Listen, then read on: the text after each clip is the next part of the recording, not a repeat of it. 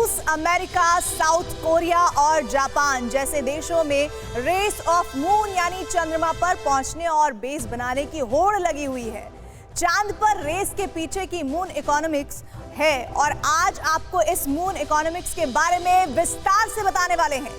ये भी दिखाएंगे कि कैसे दुनिया के कई बड़े और अमीर देशों को पीछे छोड़कर भारतवर्ष का चंद्रयान 3 इस रेस का विजेता बनने वाला है। रेस ऑफ मून में अमेरिका और रूस पीछे छूट गए हैं। रूस का लूना 25 मिशन फेल होने के बाद अब हिंदुस्तान इतिहास रचने जा रहा है। अब से ठीक 44 घंटे बाद भारतवर्ष साउथ पोल पर लैंड करने वाला दुनिया का पहला देश बन जाएगा। 0 From the beginning, landing is a very complex process. Nothing to do with the Russians lander failure. P2 tracking. प्रज्वलन और सफलतापूर्ण उत्थापन LVM-3 in such a way that even deviations in the systems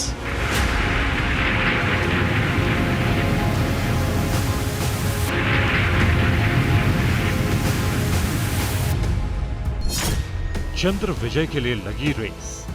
south pole पर किसका base? गंभीर का rocket आसमान को चीरते हुए अपनी भयानक दहाड़ के चारों ओर संपन्न कर रहा है।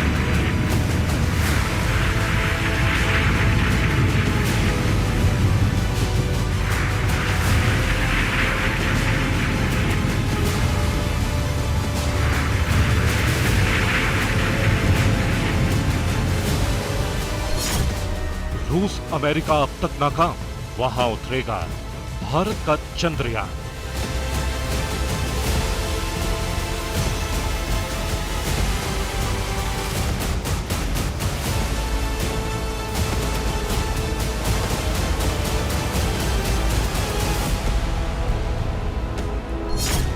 चंद्रयान 3 वो दृश्य दिखाएगा, पूरा विश्व भौचक्का रह जाएगा। 3 2 1 0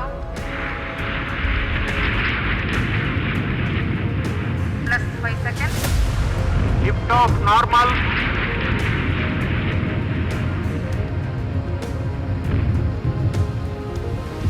P2 ट्रैकिंग। प्रज्वलन और सफलतापूर्ण उत्थापन LVM-3M। चंद्रयान 3 की सफलता 100% पक्की है। इसरो ने अब लैंडर की इंटरनल जांच होगी और जब तक लैंडिंग साइट पर सूरज नहीं निकलता तब तक इंतजार किया जाएगा। 23 अगस्त को शाम को 6:05 पर सबसे कम दूरी यानी 25 किलोमीटर की ऊंचाई से सॉफ्ट लैंडिंग कराने की कोशिश की जाएगी। चंद्रमा की सतह पर अपना छाप छोड़ने के लिए चंद्रयान 3 अपने मिशन को पूरा करने निकल चुका है। in such a way that even deviations in the systems दोनों S-200 स्टेप-ऑन बूस्टर सामान निष्पादन करते हुए अपनी निर्दिष्ट कक्षा की ओर बढ़ रहे हैं। 23 अगस्त की शाम को 6:04 पर विक्रम लैंडर कुछ इस तरह चंद्रमा पर लैंड करेगा। विक्रम लैंडर से रैंप के जरिए 6 पहिए वाला प्रज्ञान रोवर बाहर आएगा और इसरो से कमांड मिलते ही चांद की सतह पर चलेगा। इस दौरान प्रज्ञान रोवर के पहिए चांद की मिट्टी पर भारत के राष्ट्रीय चिन्ह अशोक की लाट और इसरो के लोगों की छाप छोड़ेंगे। जश्न के इस मौके से पहले भारतीय अंतरिक्ष अनुसंधान संगठन यानी इसरो की तरफ से चांद की नई तस्वीरें साझा की गई हैं। इन तस्वीरों के साथ इसरो ने लिखा है,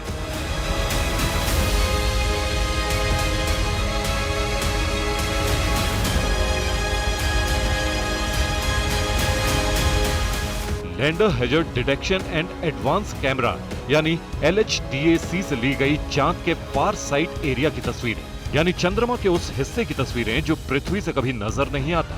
यानी ये वो तस्वीरें हैं जिन्हें दुनिया पहली बार देख रही है। 23 अगस्त की शाम 6:04 पर विक्रम लैंडर के चांद के इस अबूझ और अनछुए हिस्से पर उतरते ही और प्रज्ञान रोवर के चंद्रमा की मिट्टी पर निकलते ही दुनिया ऐसी 4 नहीं कई तस्वीरें देखेगी। चंद्रमा के इस हिस्से में क्या क्या खजाना छुपा है, ये दुनिया को सबसे पहले हिंदुस्तान का मून मिशन बताएगा।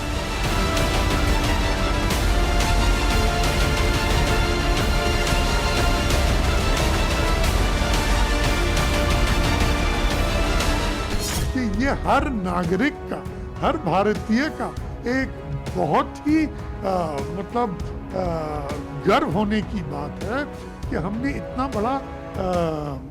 इतना बड़ा चीज हासिल किया है।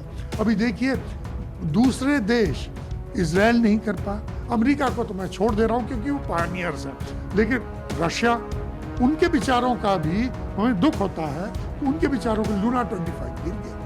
तो ये आसान नहीं है, ये काम बहुत ही मतलब मुश्किल और जटिल काम है, लेकिन हम कर दिखा रहे हैं। और इसरो हमारे लिए इसरो के वैज्ञानिक अव्वल नंबर पर हैं, वो कर रहे हैं, और मेरा पूरा यकीन है कि हम इस बार वो सॉफ्ट लैंडिंग करेंगे, प्रज्ञान निकलेगा, हम एक्सपेरिमेंट्स करेंगे और सब ऑब्जेक्टिव्स को हम हासिल कर सकते हैं। 23 अगस्त की शाम को चंद्रयान 3 के लैंडर की स्पीड कम होना शुरू होगी, इतनी कम कि 25 किलोमीटर की ऊंचाई से चांद की सतह तक पहुंचने में 15 से 20 मिनट लगेंगे। चंद्रयान के लिए यही 20 मिनट सबसे मुश्किल होंगे, लेकिन इस बार चंद्रयान 3 की सेफ सॉफ्ट लैंडिंग होना तय है।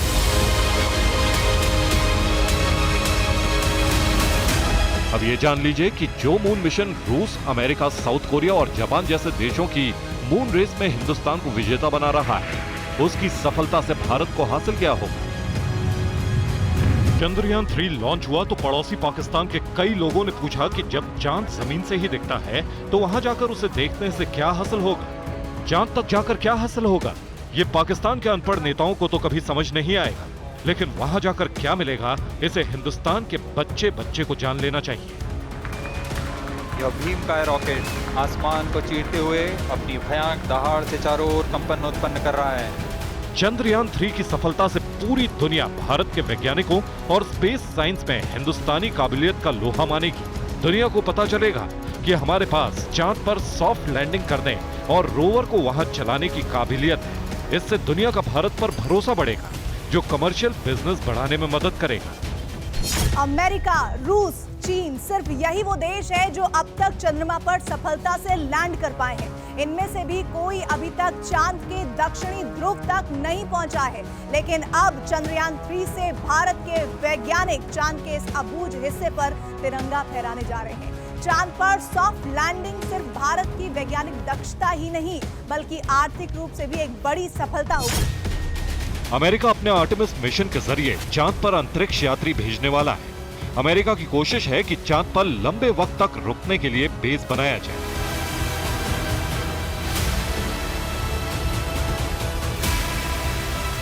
भविष्य में चांद पर लोगों को बसाने की भी प्लानिंग है। भविष्य में युद्ध, रिसर्च और यहां तक कि छुट्टी मनाने के लिए भी चांद पर बेस बनाए जा सकते हैं। चांद पर जाने की रेस में भारत उन चुनिंदा देशों में शामिल हो जाएगा जो न सिर्फ चांद तक जाकर वहां खोज कर सकते हैं, बल्कि आगे जाकर भारतवर्ष चंद्रमा पर अपना बेस बनाने में कामयाब हो सकता है। चंद्रयान 3 की सफलता मून इकोनॉमी पर हिंदुस्तान की धाक जमा देगी। इसलिए समझिए कि ये मून इकोनॉमी क्या है। भारत ने अपने heavy lift launch vehicle LV-M3M4 से चंद्रयान को लॉन्च किया है। बीते दिनों अमेज़न के फाउंडर जेफ बेजोस की कंपनी ब्लू ओरिजिन ने इसरो के LV-M3 रॉकेट के इस्तेमाल में अपना इंटरेस्ट दिखाया था। जेफ बेजोस अपनी स्पेस कंपनी ब्लू ओरिजिन में भारत के LV-M3 का इस्तेमाल कमर्शियल और टूरिज्म पर्पस के लिए करना चाहते हैं। लेकिन ये तो सिर्फ शुरुआत है। चंद्रयान 3 भारत के लिए भारी भरकम मून इकोनॉमी के दरवाजे खोलने वाला है। स्पेसएक्स जैसी कई कंपनियां चांद तक के ट्रांसपोर्ट को बड़ा बिजनेस मान रही हैं। चंद्रयान के जरिए भारत उस बड़े बिजनेस में अहम हिस्सेदारी के लिए तैयार है। प्राइस वाटरहाउस कूपर के अनुमान के मुताबिक चांद तक होने वाले ट्रांसपोर्टेशन का व्यापार 2040 तक $42 बिलियन तक हो सकता है।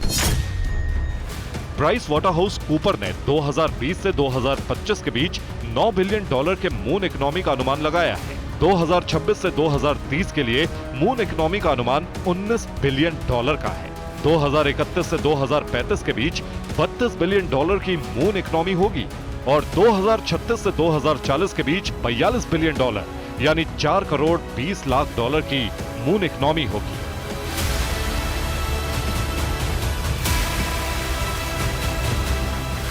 लेकिन सिर्फ चांद तक होने वाले ट्रांसपोर्टेशन के व्यापार से ही मुनाफा नहीं होगा। चांद से मिलने वाला डाटा भी बेहद अहम होने वाला है।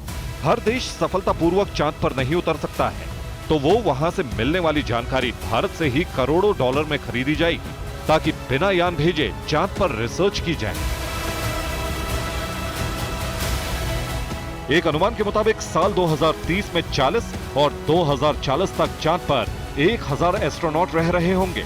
उनके जाने से पहले चांद की सतह की जानकारी इकट्ठा करना बेहद जरूरी है, ताकि वहां रहने के लिए बेस बनाने की तैयारी की जाए। चंद्रयान 3 इसके लिए भी बेहद जरूरी जानकारी जुटाएगा। ये जानकारी भी करोड़ों डॉलर कमाने का जरिया बनेगी। चांद पर कम्युनिकेशन की नेटवर्क बनाने और एस्ट्रोनॉट के लिए उपकरण ले जाने के लिए भी भविष्य में इंटरनेशनल बेस बनाया जाना जरूरी हो जाएगा। इसके लिए भी चंद्रयान 3 की रिसर्च काम आएगी। सिर्फ सरकारें ही नहीं, निजी कंपनियां जैसे आई स्पेस और एट्रोबॉटिक चांद की सतह तक कार्गो ले जाने की तैयारी कर रही हैं। यानी मून इकोनॉमी बहुत विशाल है और चंद्रयान 3 ने मून रेस में इंडिया को सबसे आगे कर दिया है। अब भारतवर्ष के उस हीरो से मिलवाते हैं जिन्होंने चंद्रयान 3 में जा रहे पेलोड को तैयार किया है। डॉक्टर अनिल भारद्वाज वो साइंटिस्ट हैं जिनकी निगरानी में फिजिकल रिसर्च लेबोरेटरी अहमदाबाद में चंद्रयान 3 के लिए पेलोड्स तैयार किए गए हैं। डॉक्टर अनिल भारद्वाज बड़े स्पेस साइंटिस्ट हैं और शुरू से ही मून मिशन की टीम में शामिल रहे हैं। 23 अगस्त को डॉक्टर अनिल भारद्वाज बेंगलोर के mission command and control room में रहेंगे। जो रोवर पे एक्सपेरिमेंट्स हैं APXS यानी कि अल्फा पार्टिकल एक्सेस स्पेक्ट्रोमीटर और लिप्स यानी कि लेजर इंड्यूस ब्रेकडाउन स्पेक्ट्रोस्कोपी, ये दो एक्सपेरिमेंट्स और पेलोड्स जो हैं वो रोवर पर, जब रोवर चंद्रमा की सतह पर घूमेगा तो उसके जो सरफेस पे एलिमेंट्स हैं और कंपोजिशन क्या है, मिनरल्स क्या हैं, उसकी जानकारी देगा। हालांकि चांद पर सॉफ्ट लैंडिंग बहुत मुश्किल और जटिल मिशन है। अब तक दुनिया के कई देश ऐसा करने की कोशिश कर चुके हैं, लेकिन नाकाम रहे हैं। सबसे नई कोशिश रूस ने की।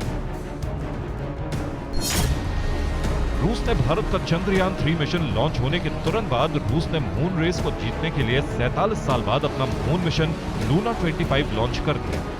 11 अगस्त को रूस ने अपने सबसे दमदार रॉकेट सोयूज 2.1B के जरिए लूना 25 लॉन्च किया था। जहां भारत के चंद्रयान 3 को चंद्रमा तक पहुंचने में 40 दिन का समय लगना है, वहीं लूना 25 ये मात्र 10 दिन में कर लेता। लेकिन छोटा रास्ता लेने की जिद और चांद पर पहले पहुंचने के चक्कर में रूस का मून मिशन लूना 25 चंद्रमा की सतह से टकराकर क्रैश कर गया।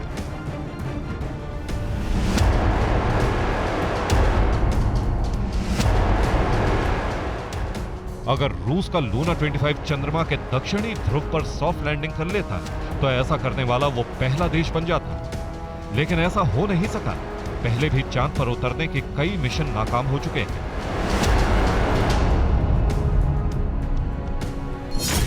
11 अप्रैल 2019 इजराइल का बेयरशीट लैंडर चांद पर उतरने वाला था। सतह पर उतरने से ठीक पहले इसका संपर्क मिशन कंट्रोल से टूट गया, जिसके कुछ देर बाद यह खबर मिली कि स्पेसक्राफ्ट क्रैश हो गया है। 7 सितंबर 2019 भारत ने साल 2019 में चांद पर चंद्रयान 2 भेजा था। चांद की सतह से केवल 2.1 किलोमीटर दूरी पर संपर्क टूट जाने के कारण यह लैंडर चांद पर क्रैश कर गया। 26 अप्रैल 2023 जापान ने 2023 में चांद पर स्पेसक्राफ्ट भेजे। ये यान लैंडिंग से ठीक पहले लैंडर से कोई डेटा नहीं पहुंचा पाया। हार्ड लैंडिंग के कारण स्पेसक्राफ्ट क्रैश हो गया।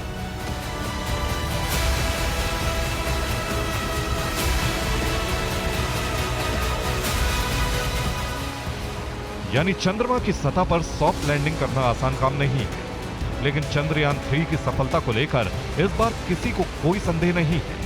दुनिया के सिर्फ 3 देश अब तक चंद्रमा की सतह पर सॉफ्ट लैंडिंग करवा सके हैं। चंद्रयान 3 की सफल सॉफ्ट लैंडिंग के बाद अमेरिका, रूस और चीन के बाद भारत ऐसा करने वाला चौथा देश बन जाएगा। अमेरिका और रूस दोनों के चंद्रमा पर सफलतापूर्वक उतरने से पहले कई स्पेसक्राफ्ट क्रैश हुए थे। चीन 2013 में चांग-ई 3 मिशन के साथ अपने पहले प्रयास में सफल होने वाला दुनिया का इकलौता देश है। लेकिन चीन भी चंद्रमा के साउथ पोल पर लैंड नहीं करवा पाया है। चंद्रमा पर उतरने वाले पिछले सभी स्पेसक्राफ्ट भूमध्य रेखी क्षेत्र में या फिर चंद्र भूमुख्य रेखा के उत्तर या दक्षिण में ही उतरे। अब समझिए कि भारत ने साउथ पर ही उतरने का मिशन क्यों भेजा है। चंद्रमा के पोलर रीजन दूसरे रीजन से काफी अलग है। यहाँ कई हिस्से ऐसे हैं जहाँ सूरज की रोशनी कभी नहीं पहुंचती और तापमान -200 डिग्री सेल्सियस से नीचे तक चला जाता है। ऐसे में वैज्ञानिकों का अनुमान है कि चंद्रमा के साउथ पोल पर बर्फ के फॉर्म में अभी भी पानी मौजूद हो सकता है। भारत के 2008 के चंद्रयान 1 मिशन ने चंद्रमा की सतह पर पानी की मौजूदगी का संकेत दिया था। इसलिए चंद्रयान 3 मिशन की लैंडिंग साइट चंद्रयान 2 जैसी ही है। चंद्रमा के दक्षिणी ध्रुव के पास 70 डिग्री अक्षांश पर, लेकिन सुरक्षित लैंडिंग के लिए इस बार एरिया बढ़ाया गया है। चंद्रयान 2 में landing site 500 metre by 500 metre, अब landing site 4 kilometre by 2.5 kilometre है।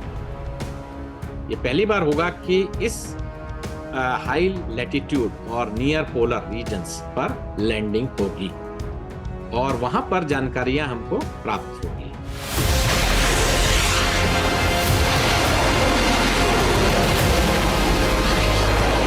दक्षिण में 70 डिग्री अक्षांश रेखा के आसपास जहां चंद्रयान 2 को उतरना था, वहां चंद्रयान 3 को भी उतरना है। अंतर सिर्फ इतना है कि चंद्रयान 3 के लिए जगह 40 गुना ज्यादा बड़ी चुनी गई है। लैंडिंग के लिए अधिक ईंधन की व्यवस्था की गई है। उतराई के ढांचे को और मजबूत बना दिया गया है और लैंडिंग सॉफ्टवेयर पर काफी काम किया गया है। चंद्रयान 2 की हार्ड लैंडिंग से सबक लेते हुए इस बार चंद्रयान 3 में सबसे बड़ा बदलाव थ्रस्टर इंजन को लेकर किया गया है।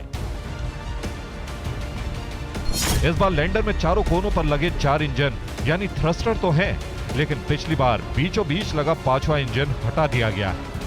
5वां इंजन इसलिए हटाया गया है ताकि ज्यादा फ्यूल साथ ले जाया जा सके। फाइनल लैंडिंग 2 इंजन की मदद से ही होगी ताकि 2 इंजन किसी भी तरह की इमरजेंसी के दौरान काम में लाए जा सके। चंद्रमा पर प्रज्ञान रोवर 14 दिन तक रिसर्च करेगा और विक्रम लैंडर से कनेक्ट करके धरती तक दुर्लभ जानकारियां भेजेगा। अब यह भी समझ लीजिए कि भारत ने मून मिशन के लिए 14 दिन का ऑपरेशन ही क्यों चुना है। दरअसल चंद्रमा पर 14 दिन रात और 14 दिन तक उजाला रहता है। जब यहां रात होती है तो तापमान -100 डिग्री सेल्सियस से भी कम हो जाता है। चंद्रयान के लैंडर और रोवर अपने सोलर पैनल से ऊर्जा हासिल करेंगे, इसलिए वो 14 दिन तो पावर जनरेट कर लेंगे, लेकिन 14 दिन तक रात होने से ऊर्जा पैदा होना रुक जाएगी। 1 अगस्त को चंद्रयान 3 ट्रांसलूनर ट्रेजेक्ट्री यानी चांद की ओर जाने वाले रास्ते में पहुंच गया था। 5 अगस्त को लूनर ऑर्बिट इंसर्शन हुआ, यानी चांद की कक्षा में चंद्रयान 3 का प्रवेश हो गया। 17 अगस्त को प्रोपल्शन मॉड्यूल से विक्रम लैंडर अलग हुआ और अब 23 अगस्त को शाम 6:04 पर चंद्रमा की सतह पर चंद्रयान 3 की लैंडिंग होगी। हिंदुस्तान इतिहास बनाएगा, चांद पर भारतवर्ष का तिरंगा लहराएगा। Bureau report, TV9 Bharatvarsh.